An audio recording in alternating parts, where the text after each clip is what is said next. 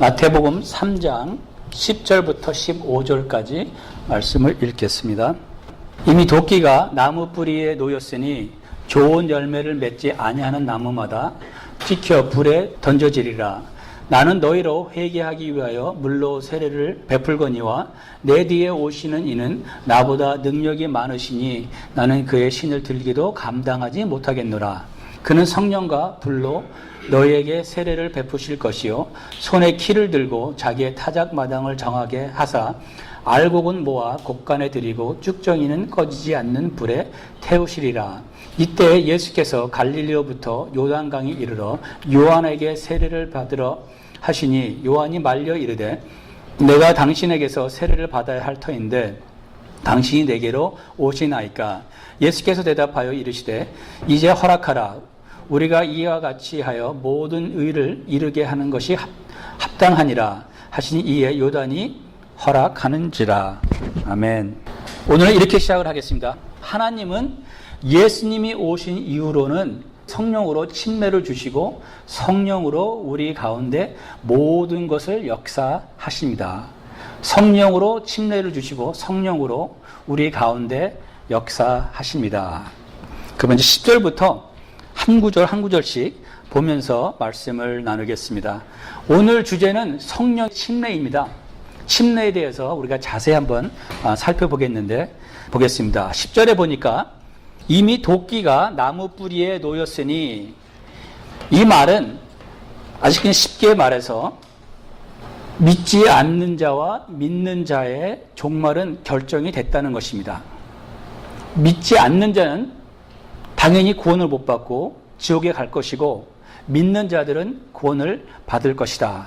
마태복음 3장 컨텍스트를 보게 되면은 침례 요한이 얘기하고 있는 것은 회개한 자. 회개한 자는 구세주를 만나고 구원을 받을 것이고 그렇지 아니한 자는 벌써 이미 결정이 됐다는 것입니다. 요한복음 3장 18절에 보면 이런 말이 나오죠. 그를 믿는 자는 심판을 받지 아니하는 것이요 믿지 아니하는 자는 하나님의 독생자의 이름을 믿지 아니함으로 벌써 심판을 받은 것이라. 벌써 결정됐다는 사실입니다. 예수를 믿지 않으면 지옥에 가기로 벌써 결정이 됐다는 것이죠.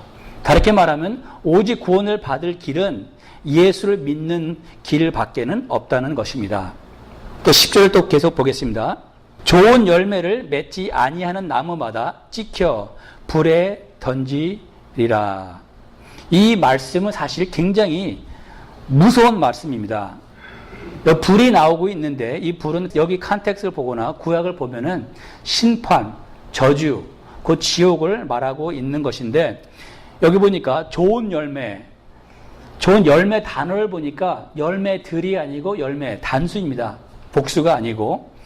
그래서 여기서 말하고 있는 것은 회개의 좋은 열매라는 것은 뭐냐면 우리가 얼뜻 잘못 들으면은 또 행위로서 구원을 받는 그런 또 생각이 들 수가 있어요.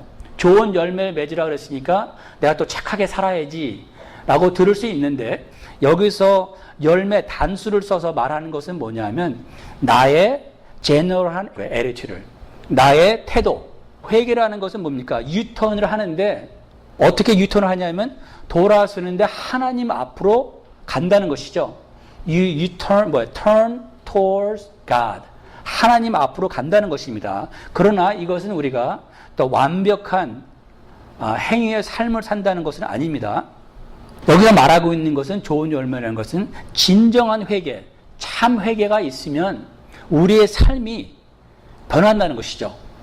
그런 사람들 가끔 봐요. 말은 잘합니다. 말을 들어보면은 그 사람처럼 하나님을 잘 알고 하나님을 잘 섬기는 사람이 없는 것 같아요. 그러나 그의 삶을 보면은 그가 하는 것을 보면은 예수하고는 전혀 상관이 없는 사람들을 가끔 보게 됩니다. 이런 사람들을 향해서 말하고 있는 거예요.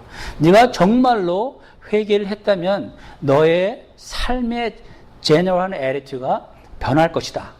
진정한 회개가 그런 것이라는 것이죠. 저희 아버님이 하여튼 예수 믿는데 오래 걸렸습니다. 근데 참 신기하게 예수를 믿는다고 작정을 하시고 침례를 받자마자 우리 아버님의 생활이 좀 변화지시더라고요. 아침에 일찍 일어나서 성경을 보시고 저는 놀랐어요. 저희 아버님이 그렇게까지 하실 줄 전혀 몰랐거든요. 근데 보니까 참 회개를 하면은 나의 삶의 그 구조가 변한다는 것입니다. 그래서 여기는 회개하는 자들마다 불에 들어가지 아니하고 이제 구원에 들어가는데, 그때 말씀을 드린 것처럼 여기에 보면은 유대인들이 침례를 받는다는 것은 이거는 보통 문제가 아닙니다. 그래서 유대인들이 침례를 받는 것을 통해서 무슨 것을 말하고 있냐면 그들이 믿고 있던 혈통을 이제 믿지 않겠다는 것입니다. 그때까지는 내가 아브라함의 자손이기 때문에 내가 자동적으로 천국 간다는 생각을 했었는데 그것을 저버리겠다는 것이고, 또 제사를 통해서, 성전의 제사를 통해서 또 율법을 지킴으로 하나님 나라에 간다는 그것을 이제는 탈바꿈하는 것이죠. 옛날의 방법이 아니라 이제는 새로운 길로 가겠다는 것입니다.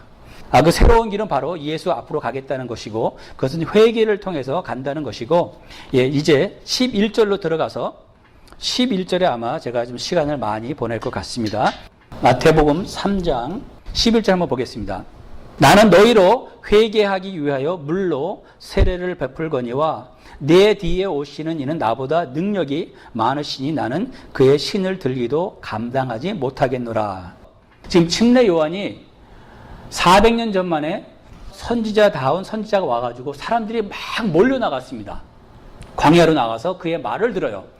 그리고 그 사람들이 궁금해하는 것이 뭐였냐면은 당신이 바로 우리가 기다리고 있는 메시아입니까?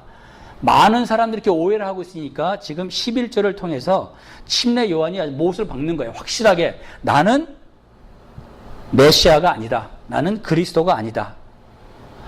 그리스도가 오시는데, 내 뒤에 바로 오시는데 그분과 나의 차이는 엄청나서 나는 그분의 신발을 들 자격도 없다 라고 분명히 선을 긋습니다. 그 침례 요한이 말하는 것은 나는 물로 침례를 주지만 예수님은 오시면, 메시아는 오시면 그는 성령으로 너희들에게 침례를 주겠다. 그 여기서 또 한 번 제가 잠깐 짚고 넘어가고 싶은 게 뭐냐면은 세례와 침례입니다. 그때 말씀을 드린 것처럼 세례를 받나 침례를 받나 똑같은 것입니다. 구원하고는 전혀 상관이 없습니다. 그러나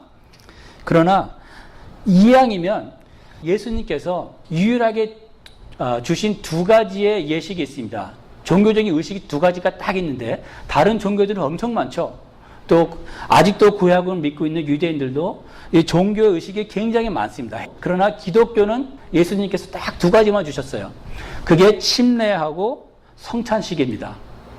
저는 개인적으로 세례도 좋고 다 괜찮습니다만은 이왕이면 예수님의 본을 받아서 예수님도 강가로 나가서 침례를 받았다는 것이죠. 침례라는 것은 물 안속으로 들어간다는 것이에요. 그러니까 침례를 받으면 더 천국에서 좋은 자리, 좋은 집을 간다는 것이 아니고 구원하고는 전혀 상관이 없지만 제 말은 이왕이면 예수님께서 본인이 본을 보이시고 침례를 받았단 말이죠. 예수님이 한 것을 우리가 본받아서 가능하면 침례식을 하는 게 조금 더 성서적이라고 저는 생각을 해요. 그렇다고 해서 그것 때문에 하나님께서 축복해 주신다는 것은 아니지만 예수님을 믿고 따라가는 자로서 우리가 될 수 있으면 이왕이면 그것이 좋다고 생각을 합니다. 그리고 좀 안타깝지만 제가 침례에 대해서 더 깊이 들어갈 수는 없어요. 오늘 너무 자세히 할 수가 없기 때문에 제가 하이라이트만 이렇게 터치하고 지나갈 텐데, 침례가 구원의 조건이라고 말하는 그 교단들이 가끔 있습니다. 거의 이단이라고 말할 수 있을 정도로 우리가 볼 수가 있는데, 제가 한 구절만 보고 침례는 구원하고는 전혀 별개의 문제다라는 것을 우리가 한번 확인을 하고 지나가기를 원합니다. 고린도전서 1장 17절을 한번 볼까요?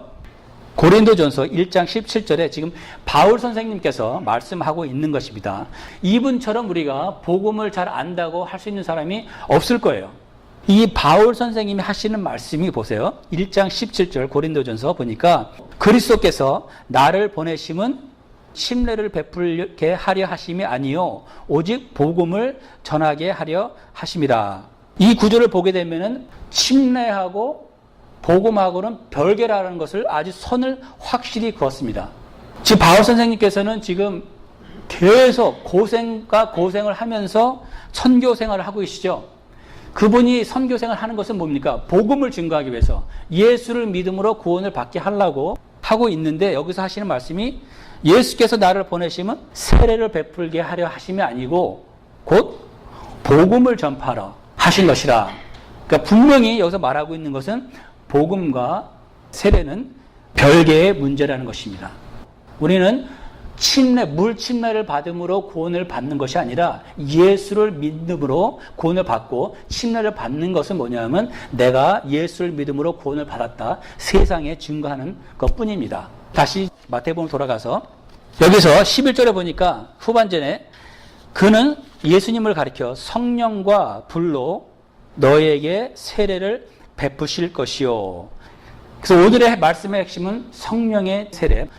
물 침례도 나오고 있는데, 이제 물 침례는 이제 겉으로 나타나는 것이고, 쉽게 말해서 성령 침례를 상징하고 있는 것입니다. 그 성령 침례는 내 내적인 변화를 말하고 있는 것이고, 성령께서 직접 나의 육신을 깨끗하게 하시는 것이 아니라 나의 영혼을 깨끗게 하신다는 것을 말하고 있습니다. 그럼 우리가 성령 침례에 대해서 보기 전에 성경에서는 침례 자체를 어떻게 정의를 내리고 있는가 한번 우리 말씀을 보고 쭉 나가기를 원합니다. 로마서 6장 3절부터 8절을 보면은 성경에서 침례를 이런 것이다라고 정의를 내리고 있습니다. 로마서 6장 3절부터 우리 8절을 읽고 제가 설명을 드리겠습니다. 읽겠습니다. 3절부터 무릇 그리스도 예수와 합하여, 여기 합하여 하는 단어가 굉장히 많이 나옵니다. 무릇 그리스도 예수와 합하여 세례를 받는 우리는 그의 죽으심과 합하여 세례를 받을 줄을 알지 못하느냐. 제가 합한다는 그 단어를 제가 강조하면서 읽겠습니다.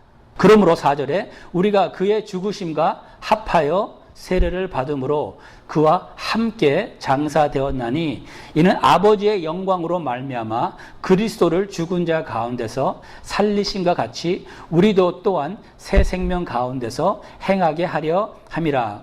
만일 우리가 그의 죽으심과 같은 모양으로 연합한 자가 되었으면 또한 그의 부활과 같은 모양으로 연합한 자도 되리라. 우리가 알거니와 우리 옛 사람이 예수와 함께 십자가에 못 박힌 것은 죄의 몸이 죽어 다시는 우리가 죄에게 종노릇 하지 못하게 하려 함이니 이는 죽은 자가 죄에서 벗어나 의롭다 하심을 얻었음이라. 만일 8절에 보니까 만일 우리가 그리스도와 함께 죽었으면 또한 그와 함께 살 줄을 믿노니.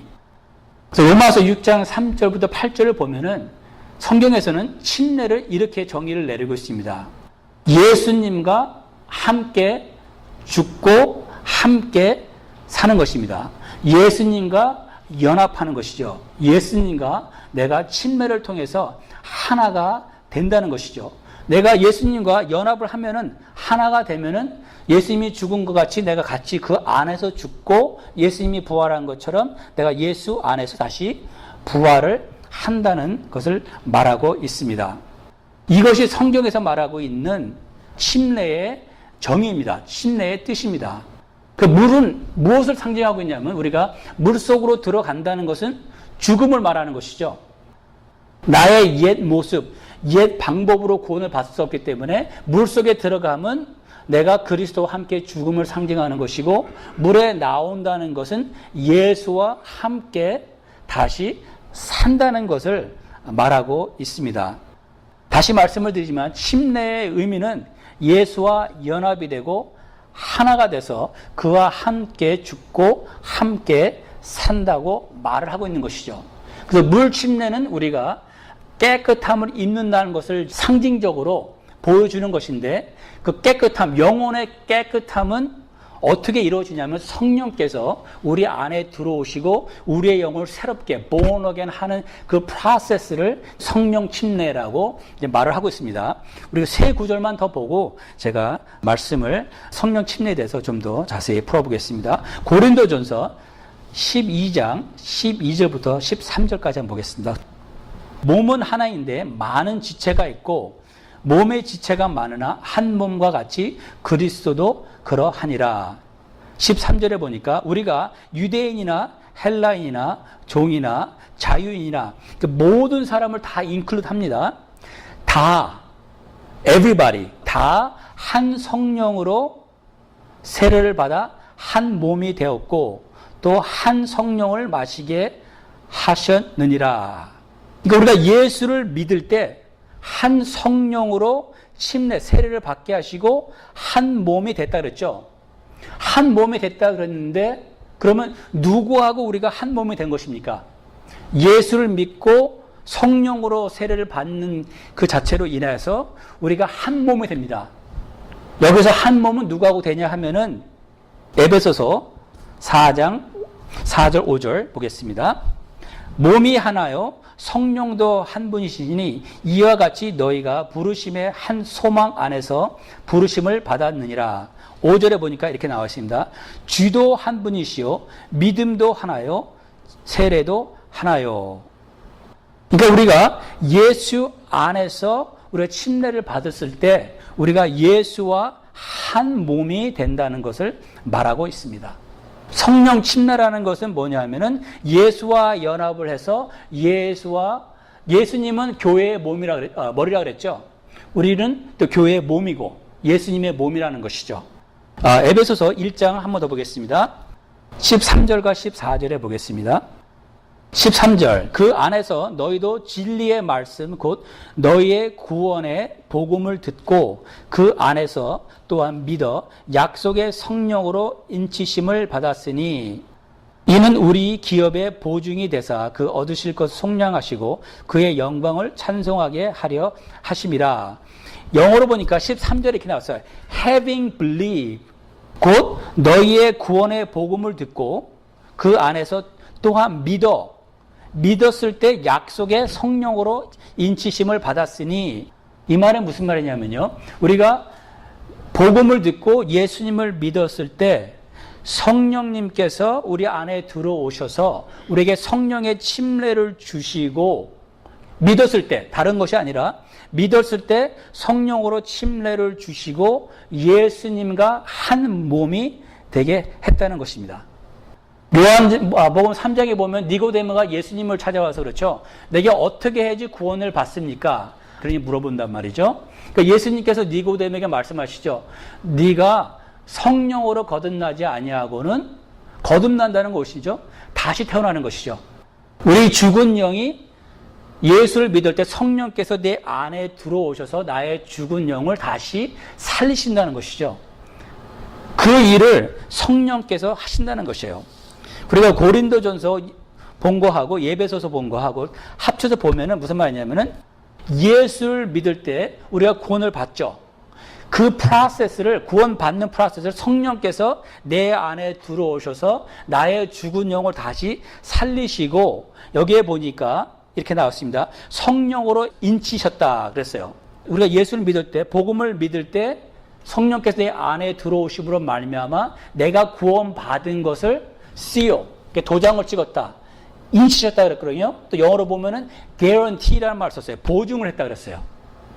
그게 무슨 말이냐면은 예수를 믿을 때 성령님께서 내 안에 들어오신다 그랬어요.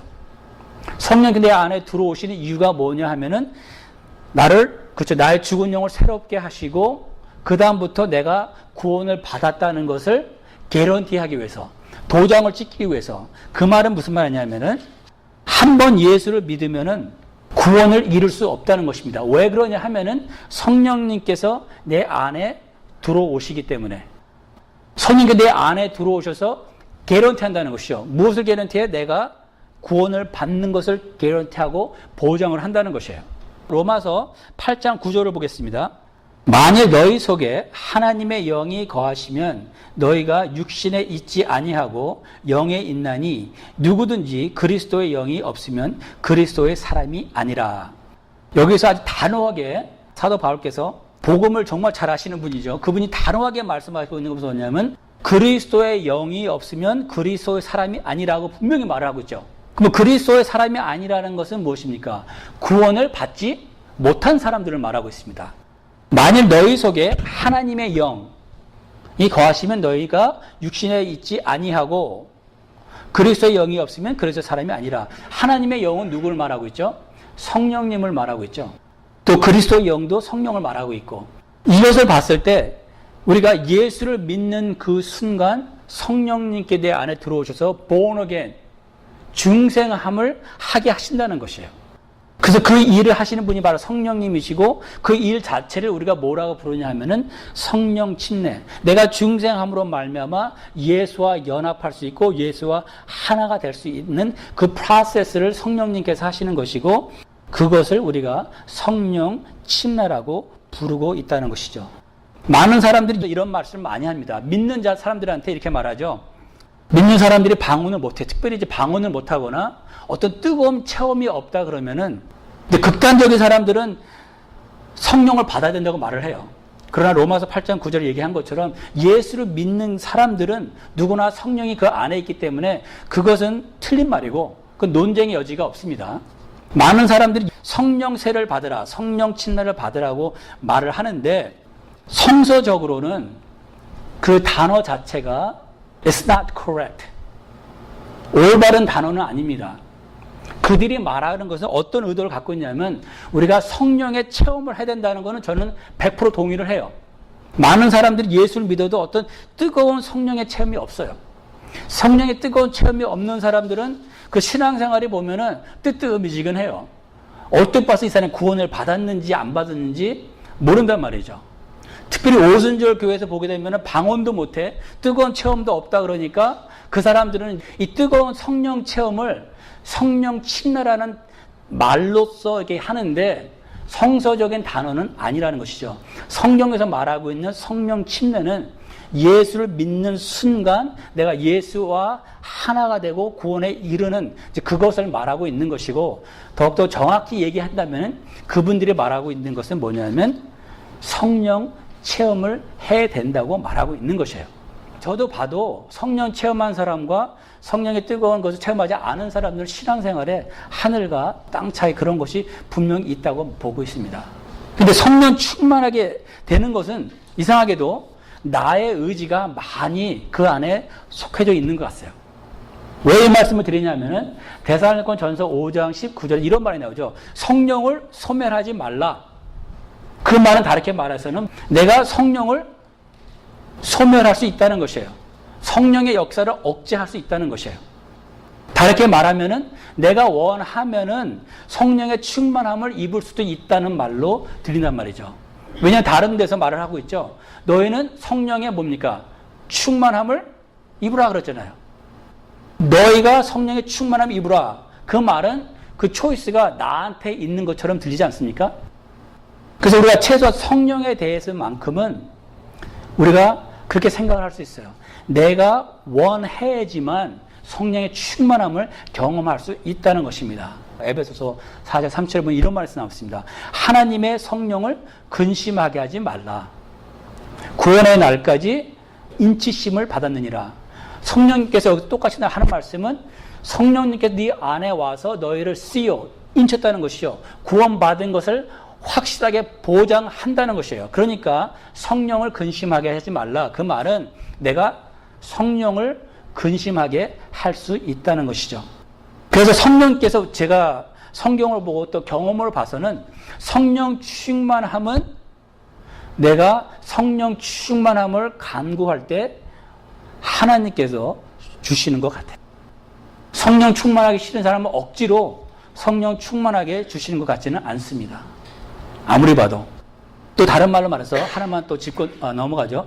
방언을 못한다고 해서 성령을 못 받은 것이 절대 아니고 성령 침례를 안 받은 것도 절대 아닙니다. 성령을 받고도 성령 침례를 받고도 방언을 할 수도 있고 안 할 수도 있어요. 그것이 우리가 성령 침례 받았는지 안 받았냐 그 기준이 될 수가 없다는 것이죠. 그러나 제가 볼 때는 방언하는 것이나 그런 것들은 굉장히 성서적인 것이고 저는 믿기로 지금 시대에도 성령의 은사가 있다고 믿습니다. 또 사도 바울께서 이런 말씀하셨어요. 나는 너희들 모두보다 방언을 더 많이 한다. 제가 볼 때는 아무래도 그 당시에 그 선교 여행할 때는 아무래도 많이 걸었을 거 아니에요. 걸으면서 중얼중얼 사도 바울께서 방언을 하신 것 같아요. 그러니까 자신 있게 얘기하잖아요. 너희들 모두보다 내가 방언을 더 많이 한다. 그래서 방언을 하는 것은 제가 굉장히 유익하다고 생각을 해요. 그래도 저도 처음에 방언을 받을 때 지금 이런 걱정이 있었습니다. 방언을 추구하다. 왜냐하면 몰몬 교회도 방언한다 그렇게 말을 합니다. 또 다른 또 이단 종교도 그렇고 다른 또 이상한 종교들도 그런 얘기 하는 것 같은데, 그래서 저는 그런 생각이 있었어요. 괜히 방언을 잘못 구했다가 귀신이 또 다른 종교에 방언을 주지 않을까, 엉뚱한 것을 받을지 않을까, 그런 생각이 있어서 저는 참 얻기 힘들었어요. 근데 언제 마음이 바뀌었냐 하면은 누가복음 11장 9절부터 한번 보겠습니다. 내가 또 너에게 이르노니 구하라 그러면 너에게 주실 것이요, 찾으라 그러면 찾아낼 것이요, 문을 두드리라 그러면 너에게 열릴 것이니 구하는 이마다 받을 것이요, 찾는 이는 찾아낼 것이요, 두드리는 이에게는 열릴 것이니라. 다른 복음서에 보게 되면은 내가 필요한 것을 하나님 앞에 간구할 때 이 말씀이 나와요. 그런데 여기서는 누가복음에서는 이것을 어떻게 연결이 되냐면 11절부터 보니까 이런 말씀이 나옵니다. 너희 중에 아버지 된 자로서 누가 아들이 생선을 달라 하는데 생선 대신에 뱀을 주며 알을 달라 하는데 전갈을 주겠느냐. 그러니까 너는 기도할 때 하나님 아버지한테 기도하는 것이 아니냐. 그 아버지는 참으로 좋으신 분이라 것이죠. 이 세상에 악한 자라도, 악한 아버지라도 이 세상에서는 자식한테는 좋은 것을 줄 줄 아는데 하물며 너의 하나님 아버지가 너에게 좋은 것을 주시지 않겠느냐. 13절 나옵니다. 너희가 악한지라도 좋은 것을 자식에게 줄 줄 알거든 하물며 너희 하늘 아버지께서 구하는 자에게 성령을 주시지 않겠느냐 하시니라. 그러니까 9절부터 11절까지 계속 하는 말씀이 뭐예요? 찾으라, 구하라, 그러면 주실 것이다. 하나님 아버지는 참으로 좋으신 하나님 아버지시다. 그러니까 너에게 좋은 것을 주셨다는 것이죠. 그 좋으신 아버지가 너희가 성령을 구하면 주시지 않겠느냐라고 분명히 말씀을 하고 있어요. 내가 성령의 충만함을 구하면은, 우리는 하나님의 뜻대로 구하면은 모든 것을 주신다고 요한복음에 분명히 나와 있습니다. 내가 내 정욕대로 구하면은 주시지 않겠지요. 그러나 내가 아버지의 뜻대로 구하는 것은 100% 주신다는 것을 확신할 수 있어요. 그것만큼 확신할 수 있습니다. 성령을 구하는 게 아버지의 뜻일까요? 뜻이 아닐까요? 100% 아버지의 뜻이죠. 성령 충만함을 구하는 것은 100% 아버지의 뜻이란 말이에요. 그렇다면은 성령 충만함을 구하는 자에게 아버지께서 100% 주실까 안 주실까요? 그 기도응답을 100% 주실 거란 말이죠. 그래서 우리는 그 책임이 우리한테 있는 것처럼 신약에서 말씀하고 있어요. 너희는 성령의 충만함을 받으라. 어떻게 받습니까? 하나님 앞에 간구하는 거예요. 아버지, 나로 성령으로 충만케 하여 주시옵소서. 그러면 그게 아버지의 뜻이기 때문에 100% 응답하신다는 것이죠. 우리 신약에서는 우리가 어떻게 말하고 있습니까? 신약은 성령의 시대라고 말하고 있죠. 성령께서 이 신약을, 신약 시대에 우리 속에서 역사하신단 말이죠. 성령 없이는 아무것도 할 수 없다는 것이죠. 다르게 말해서 성령 충만함을 입지 않고는 우리가 하나님을 기쁘게 할 수도 없고 하나님을 섬길 수도 없다는 것입니다.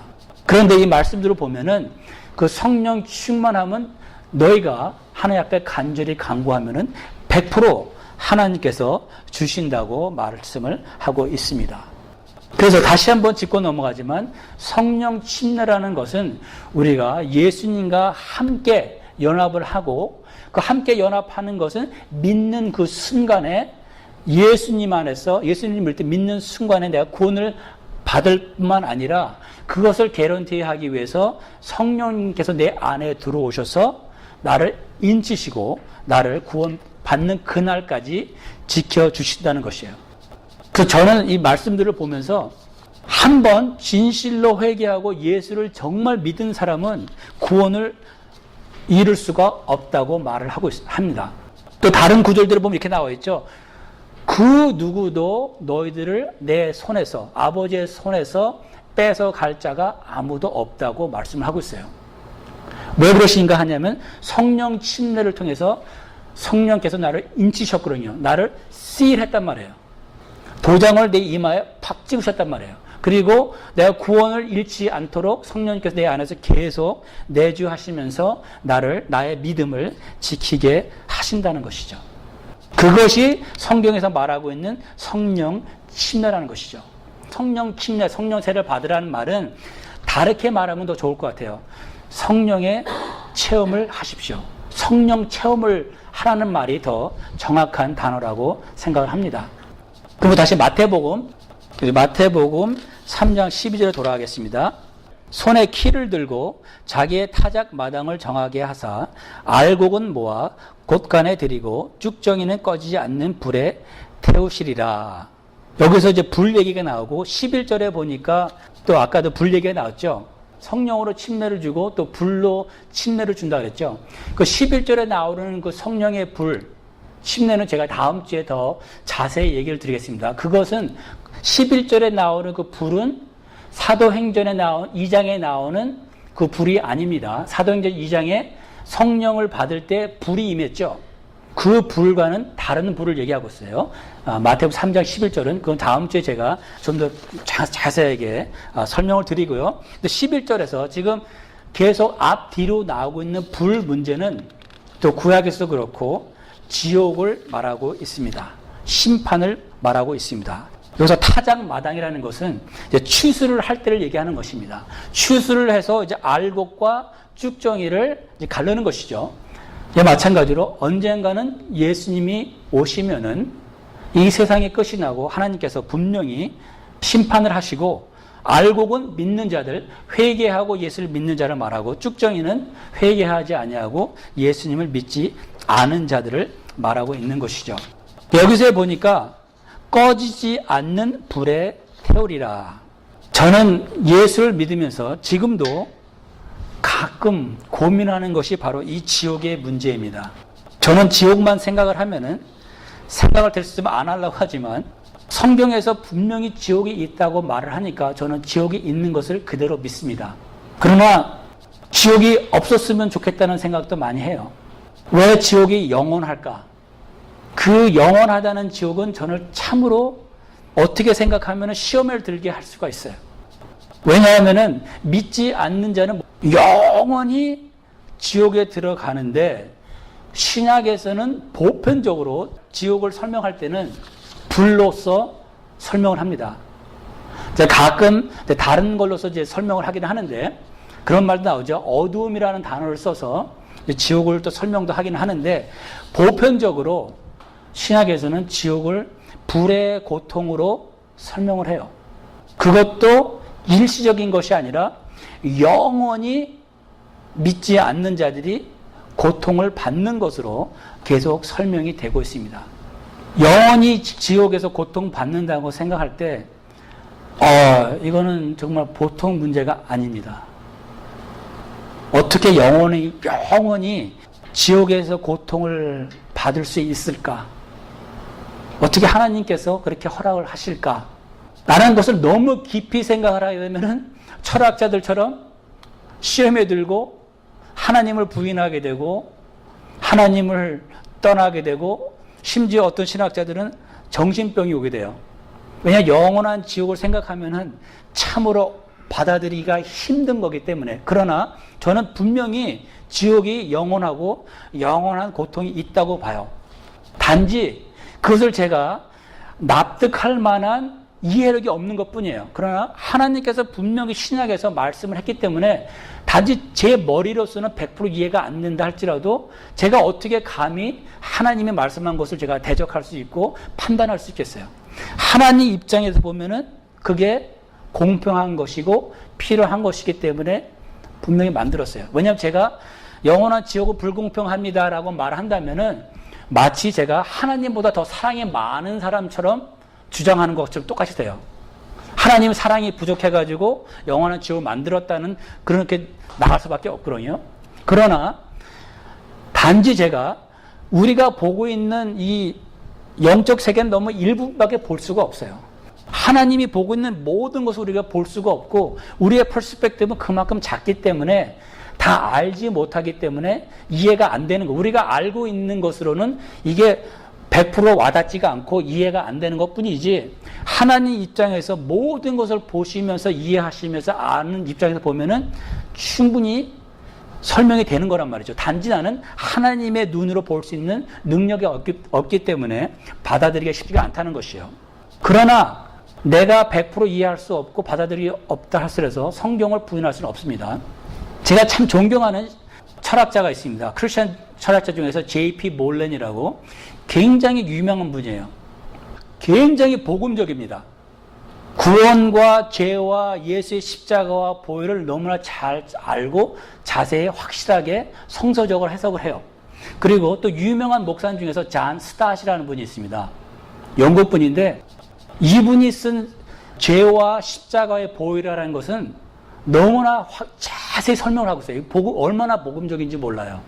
그런데 이분들이 무엇을 주장하고 있냐면 이 지옥이라는 것을 인간적으로 받아들이기 너무 힘들어요. 영원히 고통을 받는다니까.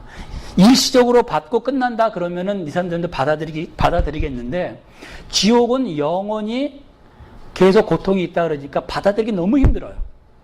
그래서 어떤 말을 하냐면 이런 분들이 믿지 않는 자들이 죽을 때는 영원히 소멸된다고 얘기를 해요. 그러니까 믿는 사람들은 우리 영혼이 영존하기 때문에 천국에 가서 영원히 산다고 말을 해요. 하나님 안에서 축복된 삶을 감사하고 기쁜 생활을 하지만 믿지 않는 자들은 죽는 순간에 그들의 영혼이 없어진다. 영혼이 소멸된다. 라고 말을 해요. 왜냐하면 하나님의 사랑인데 영원한 지옥이 있을 수 없다는 인간적인 생각에서. 왜냐하면 그렇게 말을 하면 하나님이 너무나 무섭고 사랑이 아닌 하나님처럼 보이니까 그 사람들은 하나님을 디펜드하고 아니면 인간적인 논리로서는 전혀 이게 하나님의 사랑이라는 것과 하나님의 공의성이 이게 성립이 안 돼요. 그 사람들이 보는 입장에서는. 그 사람들은 굉장히 복음을 알면서 복음을 자세히 설명하는 사람인데도 불구하고 믿지 않는 자들은 영원히 소멸되기 때문에 영원한 고통은 없다라고 말을 해요. 인간적으로는 받아들이기도 쉽습니다. 그러나 우리는 내 생각으로 내가 알고 있는 이 기준으로 내 이 IQ 100 조금밖에 안 넘는 이 기준으로 하나님의 것을 판단할 수 없어요. 하나님은 분명히 지옥이 있다 그랬으니까 지옥은 있고 또 지옥은 분명히 있어야 마땅한 것이에요. 내가 볼 때 마땅하지 않다 할지라도 하나님의 입장에서 하나님은 모든 것을 아시니까 그분의 입장에서 볼 수만 있다면은 나도 분명히 하나님과 어그리 할 것이란 말이죠. 그래서 내 생각으로 이 성경을 이렇게 리밋하거나 내 생각대로 내 의지대로 이것을 하면 안 된다는 것입니다. 그래서 여기서 말하는 것은 뭐냐면은 침례 요한이 분명히 천국과 지옥은 있다고 말을 하는 것이고 또 이 말씀을 읽는 우리 크리스천들도 분명히 있다는 것을 믿어야 된다는 것이죠. 그렇기 때문에 우리가 전도를 정말 해야 된다는 것입니다. 지옥이 일시적인 것이라 그러면은 전도 안 해도 될 수가 있겠지요. 잠깐. 그래서 천주교에서 말하는 거예요. purgatory. 천주교에서 그렇잖아요. 연옥에 가서 자기의 죄값을 치르고 나온다는 거 아니에요. 인간적으로는 하나님의 사랑이라는 것을 설명하기 너무 힘드니까 동시에 지옥이라는 것을. 그러나 우리는 인정하고 인정을 해야 돼요. God knows better than me. And God is love and God is fair. Hell exists because it should exist. 그것을 받아들이고 우리는 move on 할 수 있어야 되는 것이죠.